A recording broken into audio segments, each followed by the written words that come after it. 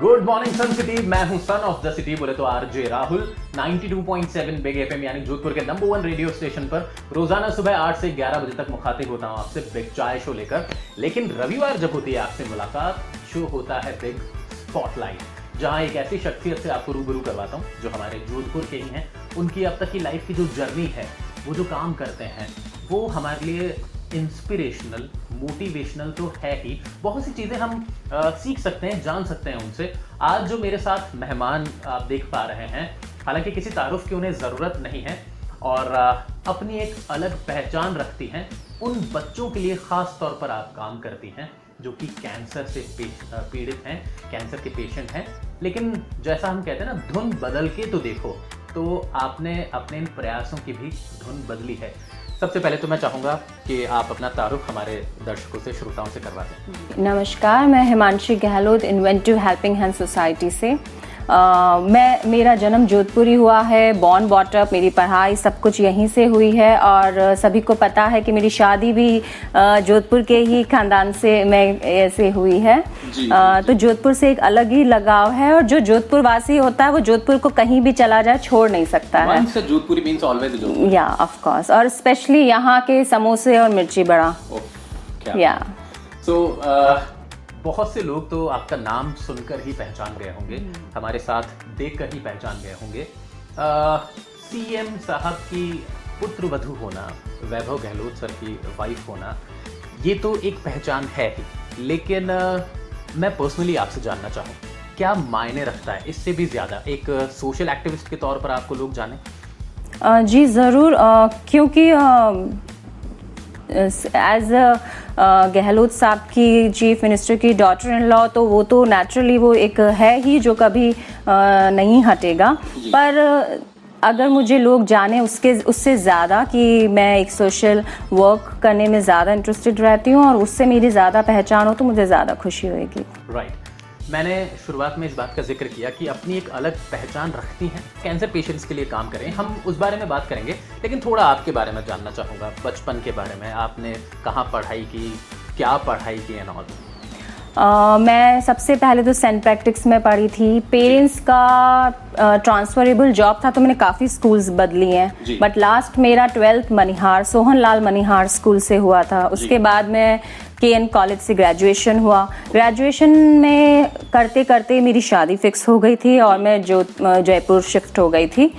पर मैं यहाँ आके अपनी पढ़ाई पूरी की है। उसके बाद मैंने MBA में एडमिशन लिया, 1 साल उसकी तैयारी की, फिर एडमिशन हुआ मेरा।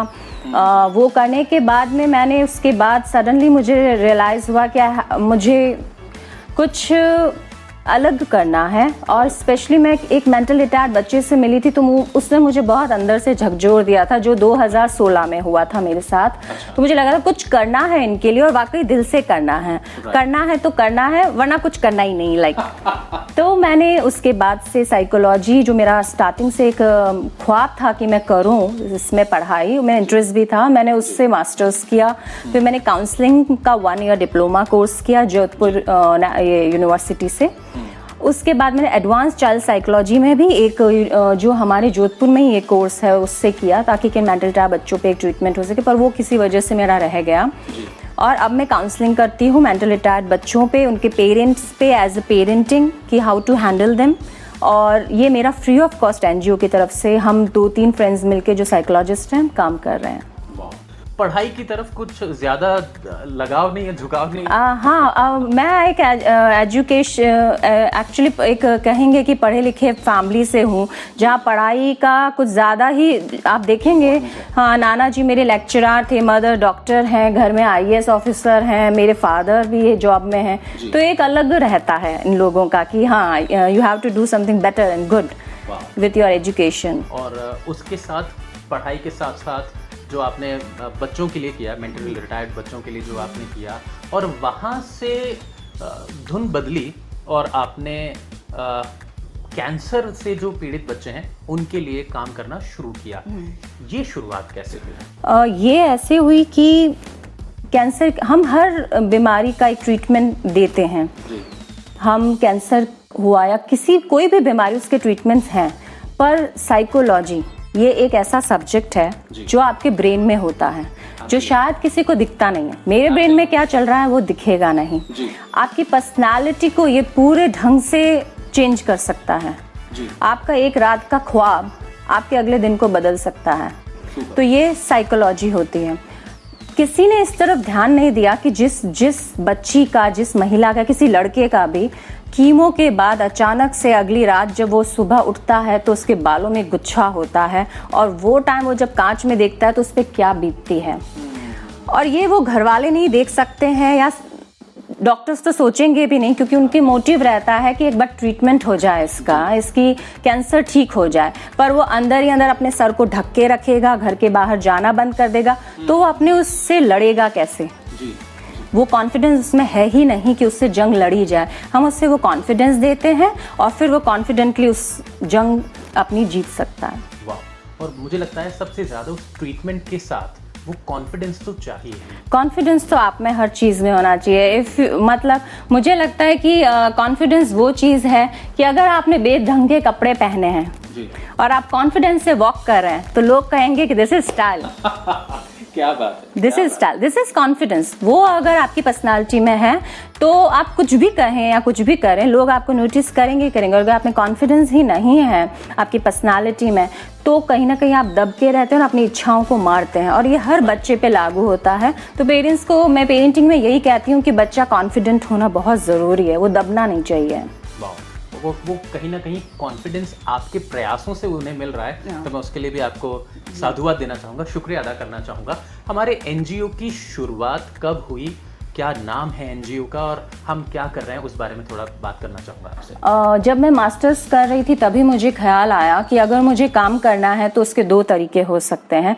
या तो मैं किसी हॉस्पिटल को ज्वाइन कर लूँ, या मैं अपना खुद का एक सेंटर खोलूँ, या अगर ये दोनों चीज़ें करती हूँ तो डेफिनेटली मैं उससे सैलरी लूँगी।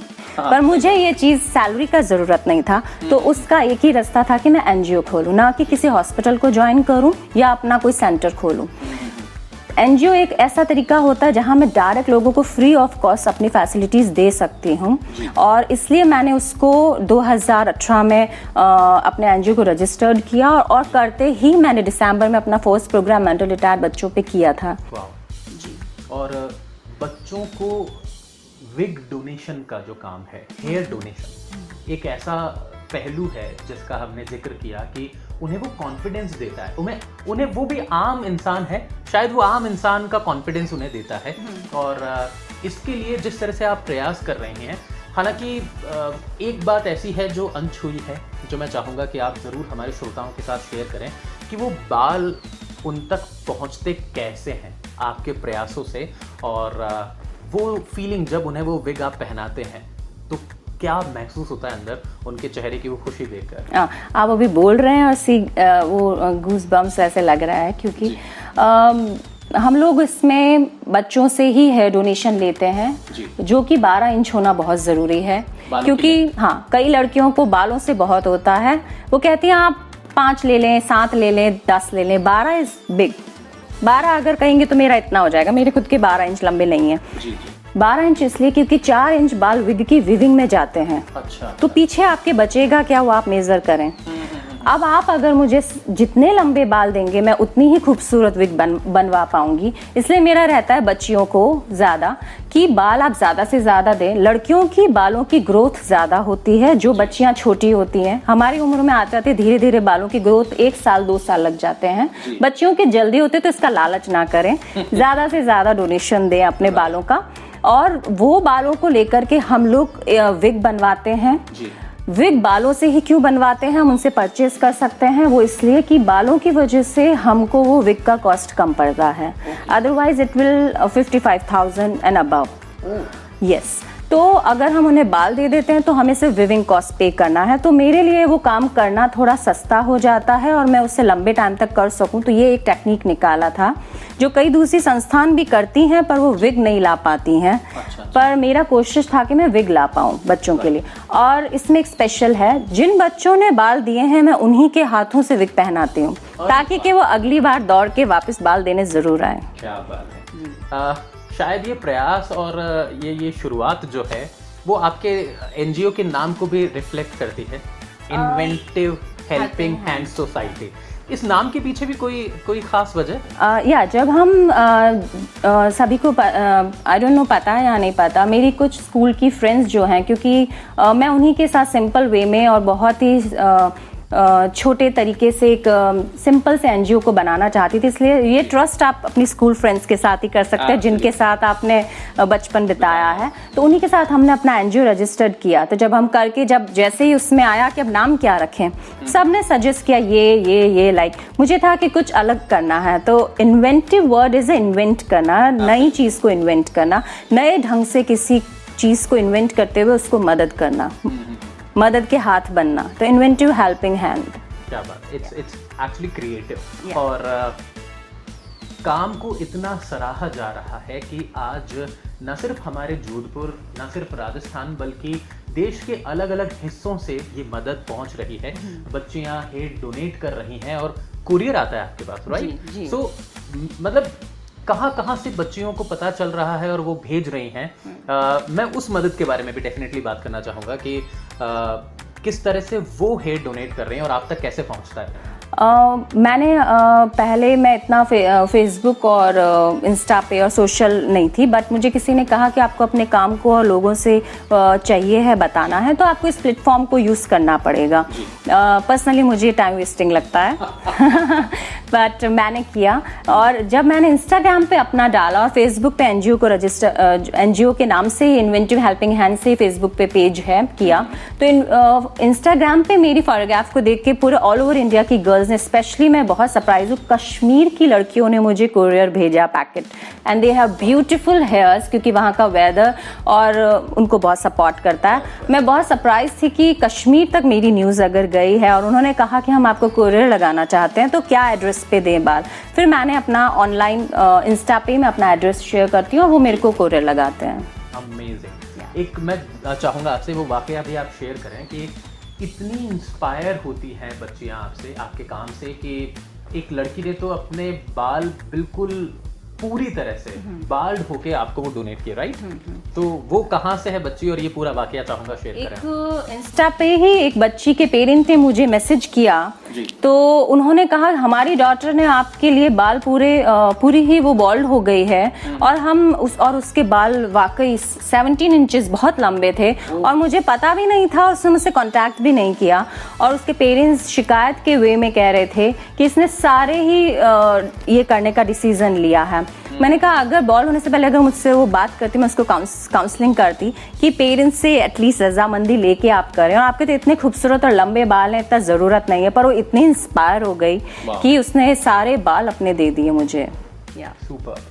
सो जैसा कि मैम ने भी बताया कि कीमो के बाद उनके बाल हट जाते हैं, सुबह जब वो उठते हैं तो वो बालों का गुच्छा हाथ में होता है, लेकिन जब वो रियल बालों से बनी विग पहनते हैं तो वो कॉन्फिडेंस वापस आ जाता है। एक बात और मैं चाहूँगा आप ज़रूर शेयर करें कि कीमो से पहले भी बाल डोनेट किए जा सकते हैं। जी ज़रूर। अगर ये थोड़ा सा अगर डॉक्टर्स जो कीमो के लिए उन्हें इनवाइट करते हैं कि आपका कीमो नेक्स्ट डे है या जो भी डे उनको देते हैं, तो मैं रिक्वेस्ट करूँगी उन डॉक्टर्स से ऑल ओवर इंडिया इनफैक्ट कि आप प्लीज़ इतना सा रखें कि उन्हें कहें कि उनको अवेयर करें कि आपके बाल जाएंगे और उस स्ट्रेस से ना गुजरें आप। उससे पहले आप अपने बाल शेव ऑफ करें या एटलीस्ट छोटे कट करवा दें और उनको आप टाइम पे पोनी टेल में करके और मुझे कुरियर कर दें। आपके 2 से 3, ये डिपेंड करता है आपकी थेरेपी कि आपकी बॉडी ने कैसे लिया, उस दौरान ही मैं आपको विग बना के दे दूंगी। तो जब आपके बाल जाएंगे आपके पास विग होगा, आप थेरेपी कराने जाएं, आप कीमोथेरेपी कराएं, विग उतारें और अपनी विग पहन के आए, तो आपको लोगों को पता ही नहीं चलेगा कि आपके बाल जा रहे हैं और आपको उस ट्रॉमा से भी नहीं गुजरना पड़ेगा। तो ये अवेयरनेस डॉक्टर्स अगर दें तो मेरे लिए बड़ा सपोर्टिव हो जाएगा। आई गेस इस वीडियो को देखने के बाद और हमारी बात सुनने के बाद कहीं ना कहीं ये धुन भी बदलेगी।